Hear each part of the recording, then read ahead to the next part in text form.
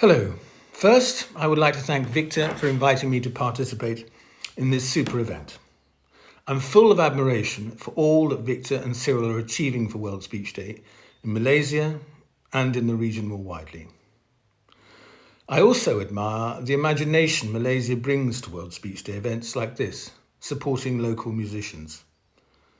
Not only is this a great idea, it also reminds us about the role and value of public speaking above and beyond the sharing of ideas.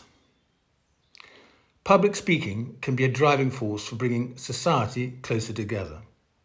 Public speaking brings people together. It is an act of understanding. And as such, it is a precious contribution to communities in every culture. The theme for this year's World Speech Day is Humanity at a Crossroads. At any crossroads, one is faced with choices.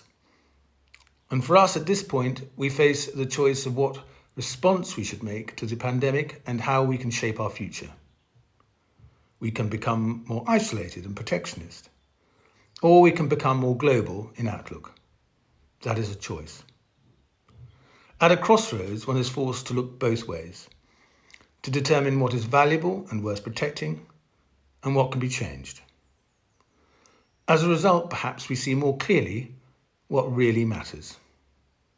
At first glance, it may seem that music is not what should concern us, and something we can survive without. The same with public speaking. But in fact, when we stop and look at those things both ways, we realize that music and culture and the arts and social life matters to us.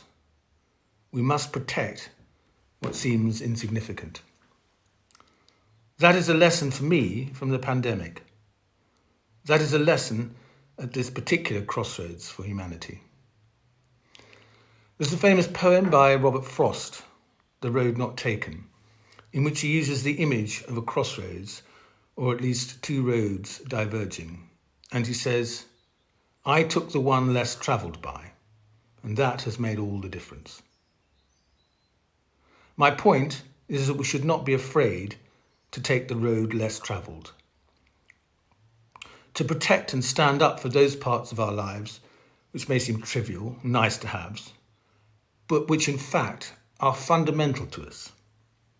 They are a relief of the heart, or perhaps the heart in relief. Like music.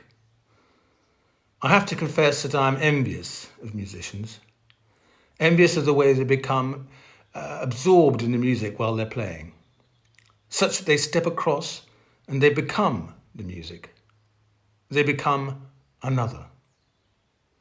I feel that this might also be the case sometimes for public speaking. That in the act of speaking, we become another.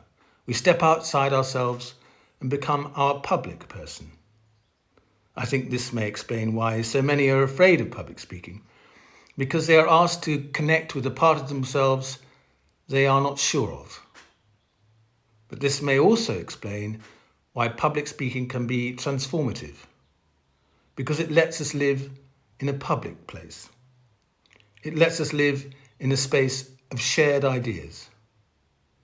It sets us momentarily free through sharing. Above all, it connects us, speaker and audience, because it is an act of understanding. Thank you very much.